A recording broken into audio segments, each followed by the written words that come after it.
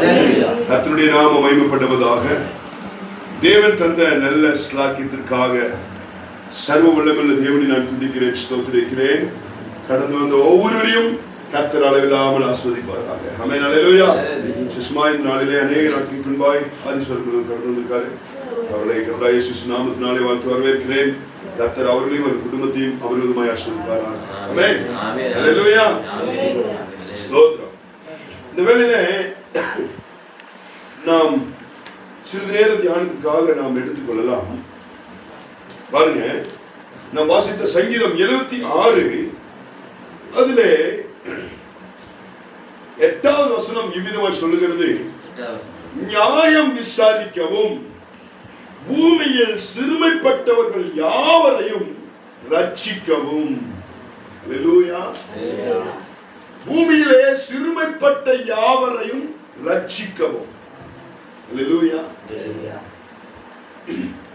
உலகத்திலே சிறுமைப்பட்டவர்கள் நிறைய கூட்டத்தார் இருக்காங்க. அவர்களை தேவன் மாத்திரமே ரட்சித்திருக்கிறார். பாருங்க, பழைய ஏற்பாட்டுல ஸ்தோத்திரம் 6 லட்சம் புருஷர்கள் தான் பைபிள் சொல்லியிருக்கு. ஆனா ஒரு சரித்திர கணக்கு சொல்லுகிறது 30 லட்சம் ஜனங்கள் எகிப்திலே 430 வருஷம் அடிமைகளாய் இருந்தார்கள். அடிமைகள் என்று சொன்னால் அந்த எகிப்தியர் சொல்லுகிற வேலையை அப்படியே செய்யணும். அவன் உங்க கம்பெனியில நீங்க உங்களுக்கு எத்தனை மணி நேரம் வேலை? ஸ்டாஃபா இருந்தா 8 மணி நேரம், சாதாரண லேபரா இருந்தா 12 மணி நேரம், இல்லைங்களா? 12 மணி நேரம் வேலை செய்யணும். ஆனா அடிமை என்று சொன்னால் எப்ப பார்த்தாலும் வேலை செஞ்சுட்டே இருக்கணும். கொத்தடிமை. என்ன வேலை அவங்களுக்கு? மண்ணு சுமந்து கொண்டு வரணும், கல்ல உடைக்கணும், சாந்து குலைக்கணும், தண்ணீர் சுமந்து கொண்டு வரணும், வைக்கோல் அறுக்கணும், சமத்து கொண்டு வரணும், எல்லாம் ஒன்னா சேர்த்து தண்ணி ஊற்றி குழைச்சு மிதிக்கணும், செங்கலை அந்த அச்சுல கொண்டு போய் ஊற்றணும், அதை அறுக்கணும், எடுத்து காய வைக்கணும், சுடணும், அந்த செங்கல் எல்லாம் எடுத்து கொண்டு போகணும். ராஜா சொல்லுகிற, அதிகாரிகள் சொல்லுகிற கட்டடங்கள் கட்டணும், அவங்க வீட்டை பூசணும், அவங்க ஆடு மாடு மேய்க்கணும், அவங்களுக்கு வீட்டுல துணிமணி துவைக்கணும், பாத்திரம் கழுவணும், பிள்ளைகளை கவனிக்கணும். இது மாதிரி ஓயாம வேலை வாங்கிட்டே இருந்தாங்க இந்த இஸ்ரவேல் ஜனங்களே. சிறுமையானவர்கள், இவங்களை கேட்கறதுக்கு யாரும் இல்ல அப்படின்னு சொல்லி நினைச்சுட்டாங்க. அல்லேலூயா. இவங்களை கேட்கறதுக்கு யாரும் இல்ல, இவங்களை விடுவிக்கிறதுக்கு யாரும் இல்ல அப்படின்னு நினைச்சிருந்தாங்க. ஆனா இந்த ஜனங்கள் பாருங்க, அந்த கஷ்டத்தின் மத்தியிலும் தேவனாகிய கர்த்தரை நோக்கி முறையிட்டார்கள். என் தேவனாகிய கர்த்தாவே, இந்த சிறுமியின் மத்தியிலும், இந்த கஷ்டத்தின் மத்தியிலும், இந்த போராட்டத்தின் மத்தியிலும், இந்த பிரச்சனை மத்தியிலும் எங்களை கண்ணோக்கி பாரும்.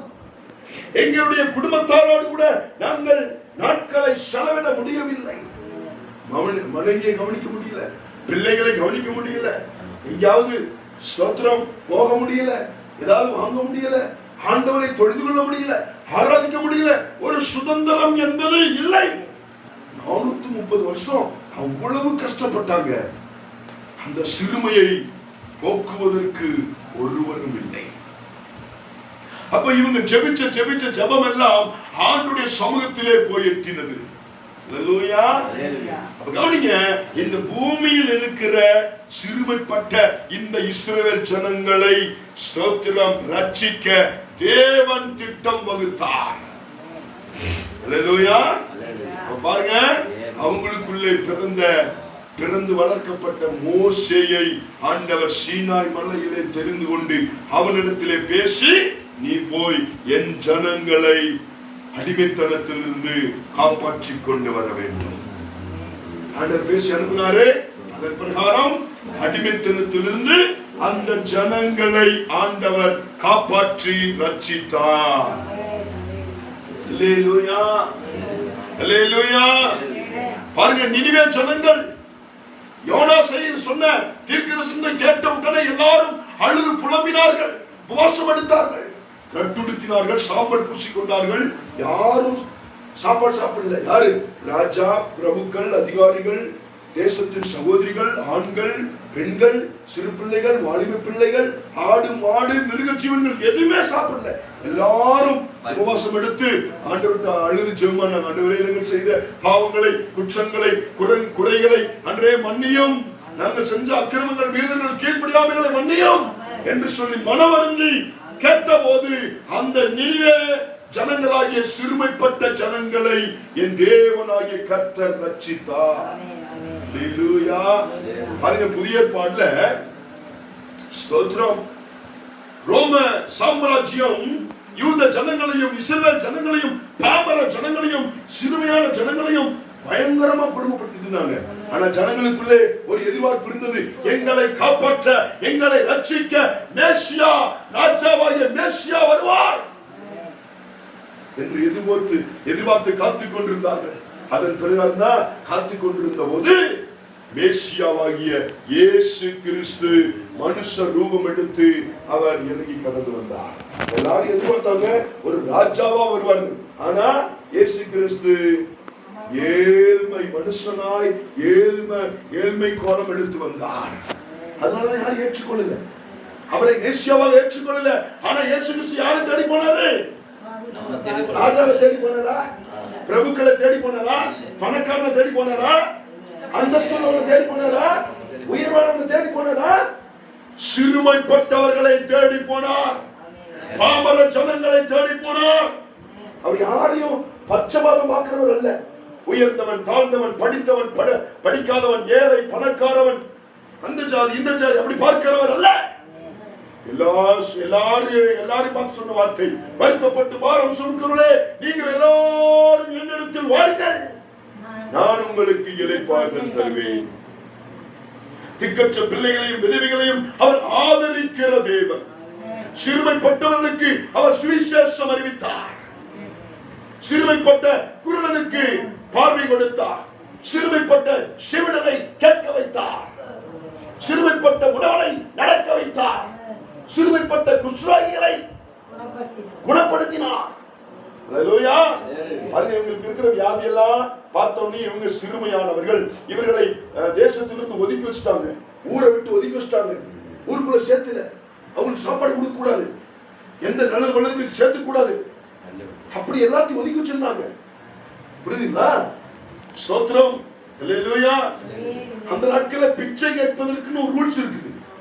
அவங்களுக்கு ஒரு சால்வை கொடுத்திருப்பாங்க, ஒரு தட்டு கொடுத்திருப்பாங்க, ஒரு தடி கொடுத்திருப்பாங்க. அவங்களாம் சிறுமியான லிஸ்ட் இருந்தாங்க. ஆனா இயேசு யாரு தேடி போனாரு பாருங்க? எல்லா சிறுமியானவர்களை தேடிதான் போனாரு. எல்லாருக்கும் சுகம் கொடுத்தார், எல்லாருக்கும் வாழ்க்கை கொடுத்தார், எல்லாருக்கும் சந்தோஷத்தையும் சமாதானத்தையும் நிம்மதியும் கொடுத்தார். பாவிகளை நேசித்தார், பாவிகளை தேடி போனார். அவர்களை ரட்சிக்கவும், அவர்களை காப்பாற்றவும், அவர்களை தன்னுடைய மகனாக மகளாக ஆக்கும்படியான பாக்கியத்தை கொடுத்தார். எல்லா சிறுமையானவர்களை தேவன் ரட்சித்தார். இயேசு கிறிஸ்து ரட்சித்தார். அப்படித்தான் உங்களை என்னையும் ஆண்டவர் ரட்சித்துக் கொண்டு வந்திருக்கிறார். அல்லேலூயா. நம்மை ரட்சித்து நமக்கு சந்தோஷத்தையும் சமாதானத்தையும் நிம்மதியும் கொடுத்திருக்கிறார். அந்த தேவனை அந்த இயேசு கிறிஸ்துவை முழு இருத்தோடு, முழு ஆத்மாவோடு, முழு பலத்தோடு உண்மையாய் நாம் சேவிப்போமானால், உண்மையாய் நாம் ஆராதிப்போமானால், நம்மை ரட்சித்த தேவன் இன்னும் நடத்த வல்லவராய் இருக்கிறார். நாம் இருக்கிற கிராமத்திலே சொந்த பந்தம் முன்னாடி, கூட பிறப்பு முன்னாடி, உலக ஜனங்கள் முன்னாடி, இனஜன பந்துக்கள் முன்னாடி நம்மை ரட்சித்த தேவன் இன்றைக்கும் அவர் ஆசீர்வதித்து வச்சிருக்கிறார். நம்ம எல்லாரும் சொன்ன சாட்சி கேட்டோம். இது மனுஷனால முடியுமா? இது என்னால முடியுமா? இயேசு கிறிஸ்துவால் மாத்திரமே முடியும். அவரால் மாத்திரமே பூமியில் உள்ள சிறுமைப்பட்ட ஜனங்களை ரட்சிக்கவும், காப்பாற்றவும், அவர்களை உயர்த்தவும், அவர்களை ஆஸ்வதிக்கவும், அவர்களை பலப்படுத்தவும் இயேசு கிறிஸ்துவால் மாத்திரமே முடியும். அல்லேலூயா. இன்னைக்கு பாருங்க, ஐயாவுடைய கேஸ் நேரத்துக்கு நம்ம ஜெபம் பண்றோம். அப்போ நம்ம ஜெபம் பண்ண முடியும். ஆனா விடுவிக்கிறவர், அதை அந்த கேஸ் காட்டிலிருந்து விடுவிக்கணும்னா ஏசப்பா நினைக்கணும். ஏசப்பா நினைக்கணும்னா அதற்கு பாத்திரமாய் நடந்தால் மாத்திரமே ஆண்டவர் நினைச்சு விடுவிப்பாரு. ஏன்னா எவன் மேல் நான் கிருபையா இருக்க விரும்புகிறேனோ அவன் மேல் கிருபையா இருப்பேன். ஆமென். எவன் மேல் மன உருக்கமா இருக்க விரும்புகிறேனோ அவன் மேல் மன உருக்கமா இருப்பேன். எவன் மேல் நான் இரக்கமா இருக்க விரும்புகிறேனோ அவன் மேல் இரக்கமா இருக்க விரும்புகிறேன். ஆண்டவர் ஐயாவுக்கு இரக்கம் காண்பிக்க, மன உருக்கம் காண்பிக்க, கிருபை காண்பிக்க இயேசு நினைக்கணும். அவர் நினைக்கணும்னா இயேசுவோட இருதயத்துக்கு, அவருடைய உள்ளத்துக்கு பாத்திரவான்களாய் நம்முடைய சொல்லு, பேச்சு, நடக்கை, சிந்தை, எண்ணம், பேச்சு, கிரியைகள், செயல்பாடுகள் இருந்தால் மாத்திரமே சீக்கிரத்திலே ஆண்டவர் உன்னை விடுவிக்க வேண்டும் என்று சொல்லி நினைப்பார். அல்லேலூயா. என்ன செய்யணும்? ஆண்டவர் குடும்பத்திலே சந்தோஷத்தை கொடுக்கணும், சமாதானத்தை கொடுக்கணும், உதய பிரகாஷ் ரட்சிப்பின் பாதையிலே கடந்து வரணும், உதயமாருக்கு கல்யாணம் ஆகணும், வீட்டுடைய தேவைகள் சந்திக்கப்பட வேண்டும் என்று சொன்னால் ஆண்டவர் விரும்புகிற யதார்த்தமான பாத்திரமாய் நடந்தால் மாத்திரமே ஆண்டவர் அந்த காரியத்திலிருந்து ரட்சிப்பார். அல்லேலூயா. நாம் நினைப்பதற்கும் வேண்டிக் கொள்வதற்கும் அதிகமாய் கிரியை செய்கிற தேவன் நமக்குள்ளே உலாவிக் கொண்டிருக்கிறார். பூமியில் உள்ள எல்லா சிறுமைப்பட்ட எல்லா ஜனங்களை அவர் ரட்சிக்க விரும்புகிறார், காப்பாற்ற விரும்புகிறார், ஆசீர்வதிக்க விரும்புகிறார். அது இயேசு கிறிஸ்துவால் மாத்திரமே முடியும். இன்னைக்கு ரட்சிக்கிற விரும்புகிற இயேசு கிறிஸ்து நமது மத்தியிலே இறங்கி கடந்து வந்திருக்கிறார். உடைய உள்ளத்தின் ஏக்கங்களை, விருப்பங்களை, வாஞ்சைகளை, ஆசைகளை, உடைய ஸ்தோத்திரம் எல்லா கவலைகளையும், நிந்தைகளையும், அவமானங்களையும், எல்லா தேவைகளையும் அறிந்த தேவன் பரிசுத்தாவியானவர் நம்மத்திலே நடுவிலே உலாவுகிறார். அவருக்கு முன்பாக விட்டுக் கொடுப்போம். சிறுமை பூமியில் இருக்கிற எல்லா சிறுமைப்பட்ட ஜனங்களை ரட்சிக்க என் தேவன் விரும்பினார். அவர் இன்னைக்கும் ரட்சித்துக் கொண்டிருக்கிறார், இன்னைக்கும் காப்பாற்றிக் கொண்டிருக்கிறார், இன்னைக்கும் போஷித்துக் கொண்டிருக்கிறார், இன்னைக்கும் காப்பாற்றிக் கொண்டிருக்கிறார், இன்னைக்கும் போஷித்துக் கொண்டிருக்கிறார், இன்னைக்கும் சுகத்தை கொடுக்கிறார், இன்னைக்கும் பலத்தை கொடுக்கிறார். ஒரு சாநித்தியம் நம்மோடு கொண்டிருக்கிறது. எல்லா நாளும் சமூகத்தில் விட்டுக் கொடுத்து இந்த வார்த்தை முன்பாய் முழங்கால் படித்து நாம் ஜெபிப்போம். ஆண்டவரே, என் குடும்பத்தை ரட்சியும், என் மகனை ரட்சியும், என் மருமகளை ரட்சியும், என் பேர பிள்ளைகளை ரட்சியும், என் மனைவியை ரட்சியும், என் தேசத்தை ரட்சியும், தேசத்தின் ஜனங்களை ரட்சியும் என்று நாம் விட்டுக் கொடுப்போம். கர்த்தர் வார்த்தைகளால் ஆசீர்வதிப்பாராக. ஆமென். எல்லாரும் முழங்கால் படிடுவோமா?